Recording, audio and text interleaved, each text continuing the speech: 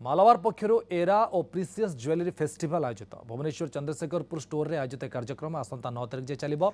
विभिन्न राज्यर अत्याधुनिक कारीगर तैयारी होइथिबा सुना गहना यह फेस्टिवल देखा मिली। या मुख्य अतिथि भाव Mrs Grand International doctor Sai Prasanna Behera उद्घाटन कर अवस्था में मालाबार गोल्ड्स एंड डायमंड्स परिचालना टीम समेत मार्केटिंग मैनेजर सिद्धेश्वर रथ उपस्थित थे।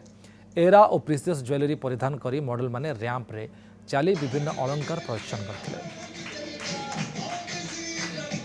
ऑफर देखिए कलेक्शन ऊपर यहाँ बेसिकली कैंपेनटा तो नॉर्मली अवेलेबल रहे सब बड़े इरा प्रिसिया कलेक्शन मालाबार सब स्टोर अवेलेबल रहे बट यही जो 9 दिन चंद्रशेखरपुर स्टोर आम स्पेशल फेस्टिवल जो ऑर्गेनाइज कर नुआ नुआ कलेक्शन आम डिफरेंट स्टेट में मगेचु तो आपण सब प्रकार कस्टमर को नहीं जब आमर वेडिंग हो कि रेगुलर ज्वेलरी हो सब प्रकार ज्वेलरी अवेलेबल रही uncut diamonds and gemstone jewellery